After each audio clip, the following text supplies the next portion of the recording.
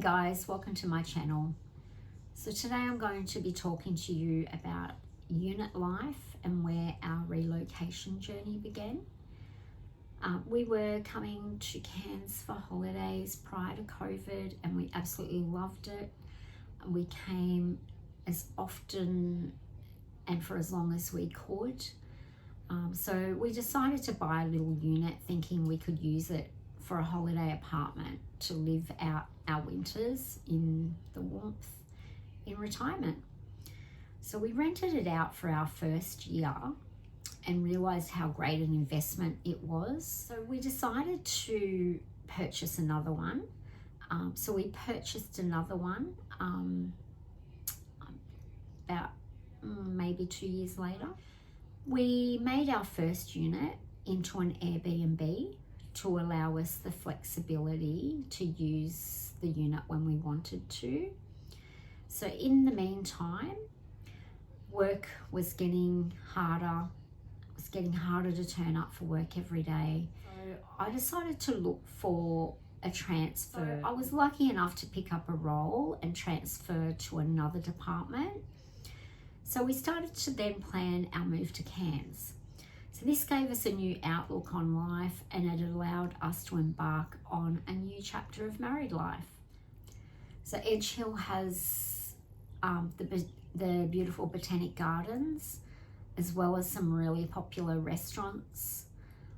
It's a very sought after suburb and it is close to the city. So there are a lot of professionals that live in Edge Hill or very close to Edge Hill, Whitfield. So this has been pushing the prices up for some time, and there are some beautiful homes in this area as well as lots of beautiful old Queenslanders. So we left our house in Newcastle, leaving our 18-year-old son and his girlfriend in our house to look after our two elderly spoiled pussycats and our big lovable dog.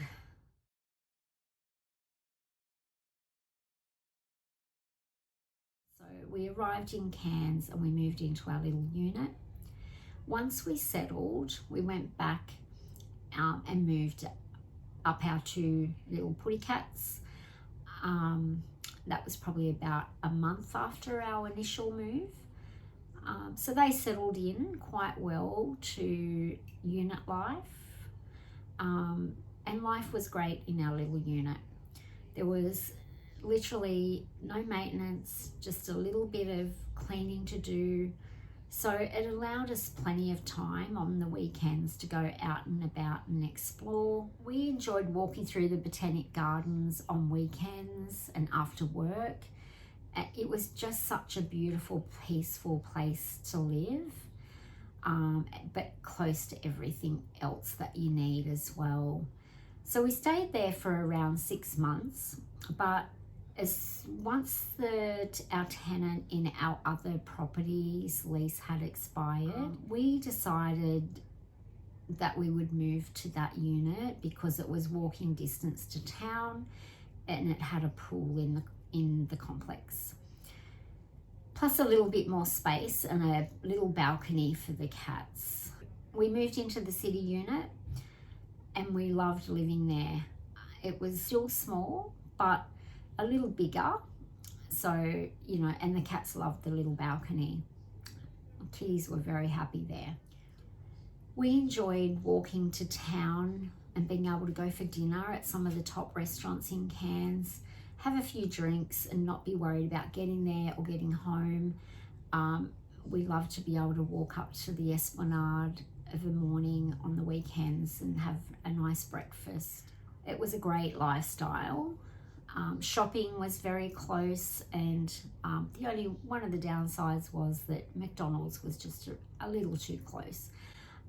But we really loved this lifestyle.